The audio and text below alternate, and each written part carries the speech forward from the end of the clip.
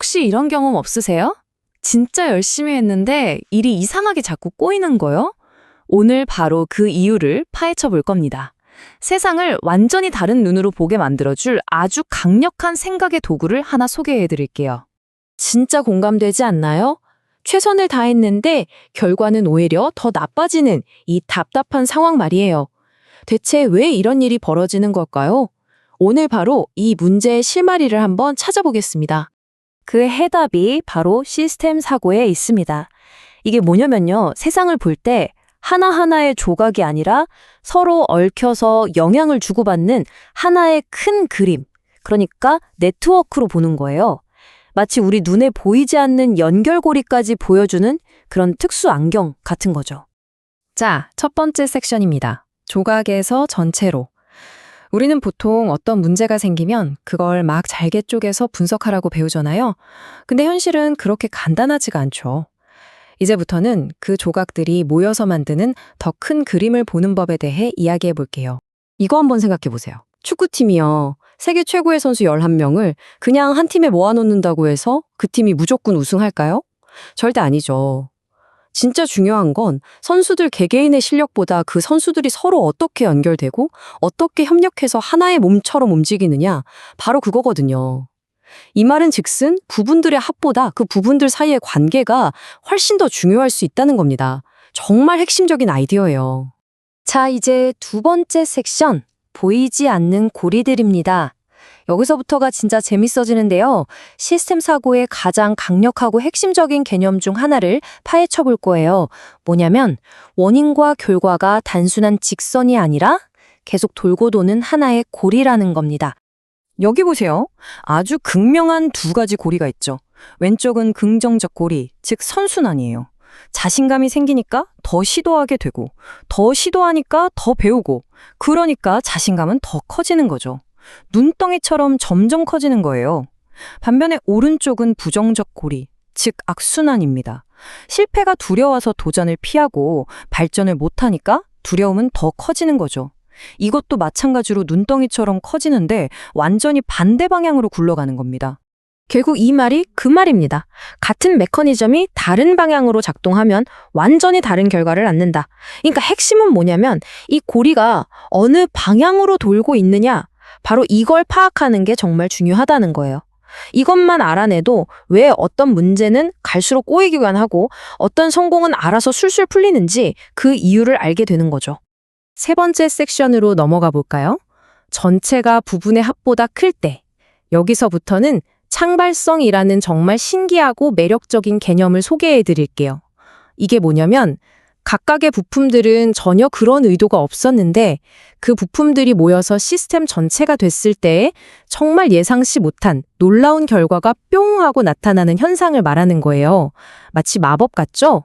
이 창발성을 가장 잘 보여주는 예시가 바로 교통체증이에요. 자, 한번 상상해 보세요.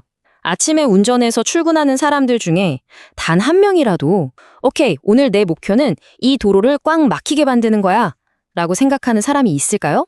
당연히 없죠. 말도 안 되잖아요. 그런데 결과는 어때요? 각자는 그냥 자기 갈 길을 가는 합리적인 결정을 했을 뿐인데 그런 수천 수만 명의 행동이 모이니까 결국 아무도 원하지 않았던 최악의 교통체증이 딱 생겨버리는 거죠. 이게 바로 창발성입니다. 이건 누구 한 명의 잘못이 아니에요. 개개인을 탓할 게 아니라 이 시스템의 구조가 그런 결과를 만들어낼 수밖에 없었다는 걸 보여주는 아주 중요한 사례입니다. 자, 네 번째 섹션입니다. 당신 머릿속의 지도. 지금까지는 외부의 시스템에 대해 이야기했다면 이제는 우리 내면으로 한번 들어가 볼게요. 우리 생각, 그러니까 우리 마음 자체가 어떻게 이 시스템의 중요한 일부가 되는지, 그리고 우리 머릿속의 지도가 세상을 어떻게 왜곡해서 보여줄 수 있는지에 대한 이야기입니다. 우리 모두 머릿속에 멘탈 모델이라는 걸 가지고 있어요. 이게 뭐냐면 세상을 이해하는 나만의 방식, 나만의 지도라고 생각하시면 돼요. 이 지도가 있으면 길을 빨리 찾을 수 있죠. 의사결정을 빠르게 도와주니까요. 근데 이게 함정이 될 수도 있어요. 왜냐하면 내가 가진 지도에 없는 길은 아예 존재하지 않는다고 믿어버리게 만들거든요. 예를 들어 볼까요? 만약 어떤 팀장님이 직원들은 빡세게 관리해야만 일한다는 아주 강력한 멘탈 모델을 가지고 있다고 쳐요. 그러면요, 직원들한테 자율성을 줬더니 오히려 성과가 더 높아진다는 명백한 데이터가 눈앞에 있어도 그걸 못 봐요. 아니, 보려고 하지 않죠. 왜냐? 자기 머릿속 지도에는 없는 길이니까요. 자신의 믿음이라는 필터로 현실을 그냥 걸러내버리는 겁니다. 그래서 시스템 사고의 출발점은 바로 이겁니다. 내 머릿속 지도는 실제 땅이 아니다라는 걸 인정하는 거예요. 이게 무슨 뜻이냐면 내가 옳다고 믿는 게 그냥 나의 해석일 뿐 객관적인 사실이 아닐 수 있다는 거죠. 진짜 위험한 건 뭔지 아세요? 내가 뭔가를 당연하게 가정하고 있다는 사실조차 모르는 거예요. 그래서 의식적으로 내 생각에 계속 질문을 던지고 혹시 내가 틀릴 수도 있지 않을까 하고 의심하는 용기가 필요합니다. 그래야만 비로소 진짜 현실을 볼 수 있게 되는 거죠. 자, 이제 마지막 섹션입니다. 빨리 가기의 교훈. 지금까지 이야기했던 것들을 전부 모아서 아주 구체적인 실제 사례를 통해 한번 정리해 볼게요. 우리의 잘못된 멘탈 모델이 어떻게 행동으로 이어지고 그게 결국 어떤 의도치 않은 결과를 만들어내는 재앙적인 피드백 고리를 만드는지 한번 보시죠. 자, 이 속도의 함정이라는 사례를 한번 같이 따라가 봅시다. 1단계, 목표는 아주 좋아요. 프로세스를 단축하자. 그래서 2단계, 어떤 행동을 하냐면 에이, 검토 단계는 그냥 건너뛰자 라고 결정합니다. 당장은 시간이 절약되는 것 같겠죠. 그런데 3단계를 보세요. 눈에 보이지 않던 결과가 나타나기 시작합니다. 바로 오류가 급증하는 거죠. 그럼 어떻게 될까요? 4단계, 이 늘어난 실수들을 고치느라 오히려 더 많은 시간을 쏟아붓게 되는 악순환의 고리가 돌기 시작하는 겁니다. 그리고 최종 결과는 5단계, 결국 프로젝트는 시작 전보다 오히려 더 느려지고 맙니다. 정말 아이러니하죠? 이 사례가 우리에게 주는 교훈은 정말 명확합니다. 때로는 더 빠르게 가려는 시도가 스스로를 늦추는 가장 빠른 방법이 될 수 있다. 정말 곱씹어볼 만한 말 아닌가요?